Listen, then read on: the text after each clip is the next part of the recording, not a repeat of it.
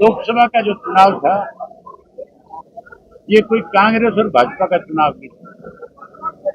ये Modi versus India का चुनाव था। यहाँ गठबंधन 10 की 10 सीट जीत रहा था। भूपेंद्र सिंह हुड्डा ने भाजपा के साथ मिलकर के कमजोर उम्मीदवार उतारे कांग्रेस, उसकी वजह से 5 सीटें भाजपा जीती। आज भी हुड्डा जो है पूर्ण रूप से बीजेपी के साथ मिलकर प्रदेश के लोगों के साथ विश्वासघात करता है। ये मेरे खिलाफ आरोप लगाता है, बकवास करता है कि अभय सिंह भाजपा से मिला हुआ है। अगर हिम्मत है तो किसी भी एक प्लेटफॉर्म पर आए, मेरी जरूरत ही नहीं है। हमारी पार्टी के अध्यक्ष जाएंगे, हुड्डा आ जाए, उसका अध्यक्ष आ जाए, हमारे 4 सवालों का जवाब दे दें। लोग अगर उसकी बात से सेटिस्फाइड होंगे तो हम हमेशा के लिए उसके साथ चले जाएंगे।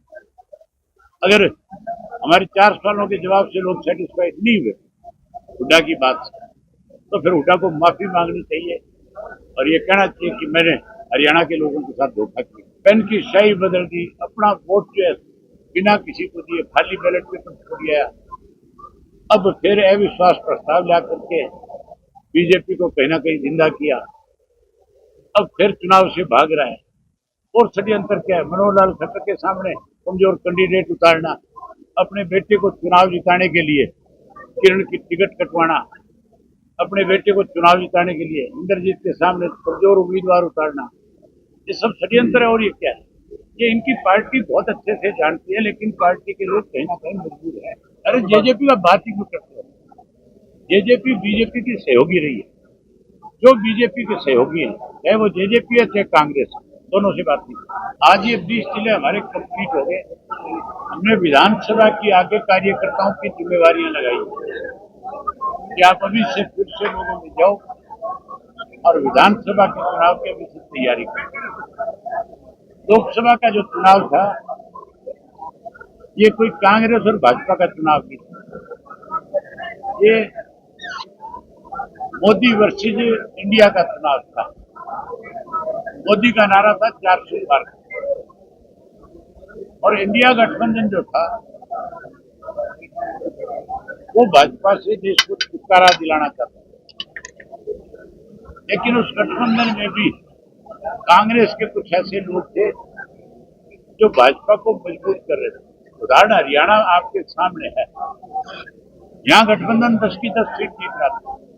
भूपेंद्र सिंह हुड्डा ने भाजपा के साथ मिलकर के कमजोर उम्मीदवार उतारे कांग्रेस, उसकी वजह से 5 सीटें भाजपा जीती। आज भी हुड्डा जो है पूर्ण रूप से बीजेपी के साथ मिलकर प्रदेश के लोगों के साथ विश्वासघात करता है। ये राज्यसभा का चुनाव है। एक तरफ तो अविश्वास प्रस्ताव जाता है सरकार के खिलाफ, गवर्नर से मिलकर कहता है अलग पथ में आ गई, और राज्यसभा के चुनाव की जब बात आती है तो कहता है हमारे पास नंबर नहीं है। जब नंबर नहीं है तेरे पास तो फिर तू राज्यपाल के पास क्यों गया? फिर ये बात क्यों कहता जाके कि अलग पथ में? अगर नंबर नहीं है तो अविश्वास प्रस्ताव क्यों लाते हो? इसका मतलब आप भाजपा की इनडायरेक्टली मदद कर रहे थे। एक बार अविश्वास प्रस्ताव आने का मतलब 6 महीने तक उस सरकार के खिलाफ संविधान के मुताबिक आप कोई अविश्वास प्रस्ताव नहीं ला सकते, ना उसको प्रोटेस्ट की जरूरत है। ये किसी भी हालात में सरकार की नहीं। और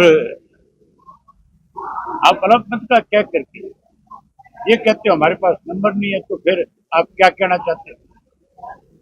आज भी भाजपा से डरा हुआ है, अपने खिलाफ जो मुकदमे हैं उनसे डरा हुआ है।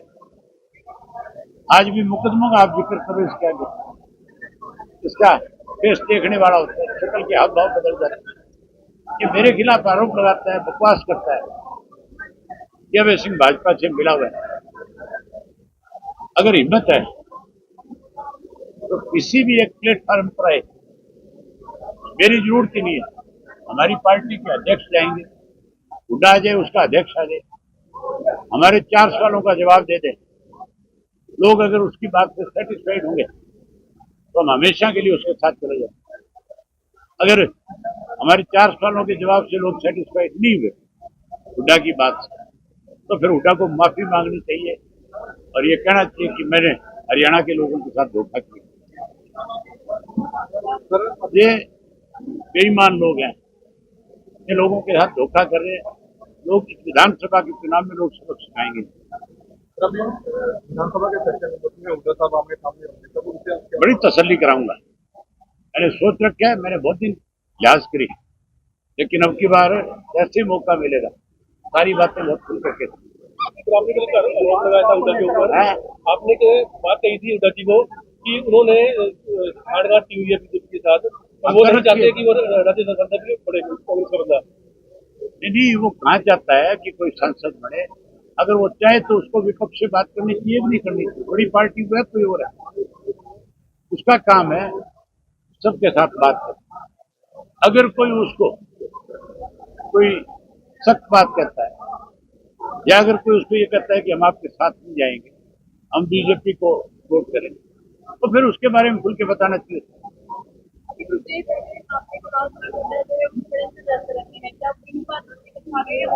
अभी तक तुम्हारे समझ में नहीं आई कितने षड्यंत्र रहते हैं। पेन की शाही बदल दी, अपना वोट जो है बिना किसी को दिए खाली बैलेट पेपर छोड़ दिया। अब फिर अविश्वास प्रस्ताव ला करके बीजेपी को कहीं ना कहीं जिंदा किया। अब फिर चुनाव से भाग रहा है। और षड्यंत्र क्या है? मनोहर लाल खट्टर के सामने कमजोर कैंडिडेट उतारना, अपने बेटे को चुनाव जिताने के लिए किरण की टिकट कटवाना, अपने बेटे को चुनाव जिताने के लिए इंद्रजीत के सामने कमजोर उम्मीदवार उतारना, ये सब षड्यंत्र है। और ये क्या है? ये इनकी पार्टी बहुत अच्छे से जानती है, लेकिन पार्टी के लोग कहीं ना कहीं मजबूर है। आप भाजपा के किसी नेता से बिना टेलीफोन उसके सामने किए उससे पूछे देखो, वो बता देगा कि हुड्डा हमारा सहयोगी है। अब और क्या बताएंगे आपको? सारा बता तो दिया। जब लोग जो है हर हालत में इनको सब आपने तीसरे गठबंधन की बात करी हरियाणा में बनाएंगे हम। जेजेपी से भी अरे जेजेपी का बात ही क्यों करते हैं? जेजेपी बीजेपी की सहयोगी रही है। जो बीजेपी के सहयोगी है, चाहे वो जेजेपी है चाहे कांग्रेस, दोनों से बात नहीं।